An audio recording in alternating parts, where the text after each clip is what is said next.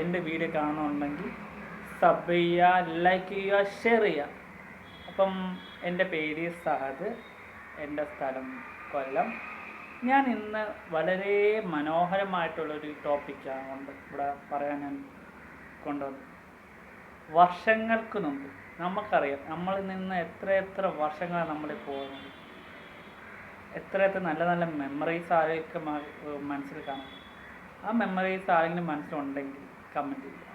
മറക്കാതെ എൻ്റെ കമൻറ്റ് ബോക്സിൽ ഒന്ന് കമൻറ്റ് ചെയ്യുക. പിന്നെ ആട്ടിക്കും. അപ്പം പഴയകാല ഓർമ്മകളെന്നൊക്കെ പറഞ്ഞാൽ എന്ത് നല്ല ബ്യൂട്ടിഫുൾ സംഭവങ്ങളാണ്. നമ്മൾ ഓർത്തിരിക്കാൻ പറ്റുന്ന കാര്യങ്ങളാണ്. അന്നെന്ന് വെച്ചാൽ ഫോണില്ല, ലാപ്ടോപ്പില്ല, ഇതൊന്നുമില്ല.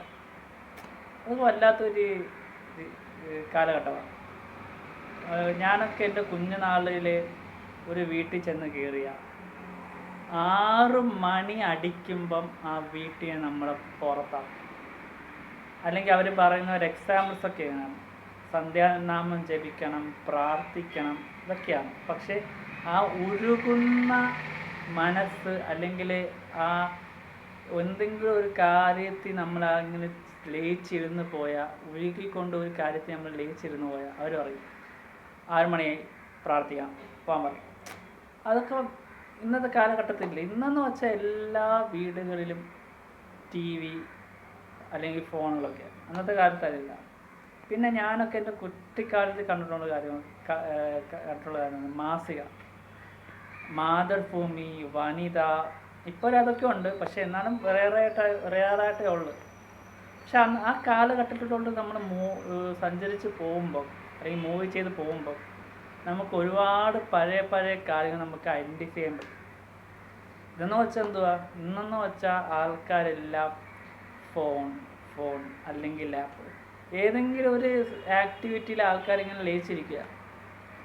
അന്ന് പരസ്പരം അറിഞ്ഞ് സംസാരിക്കും, പരസ്പരം മുഖത്തോട് മുഖം നോക്കി സംസാരിക്കുന്ന ആൾക്കാരാണ് അന്നുള്ളത്.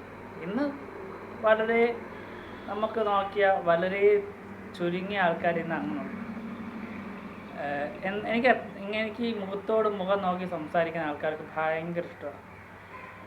ഈ സന്ധ്യ ആയിക്കഴിഞ്ഞാൽ ആ വീട്ടിലെ സ്ത്രീകളെല്ലാവരും വേറൊരു വീട്ടിലെ ഒത്തുകൂടി അവിടെ ഇരുന്ന്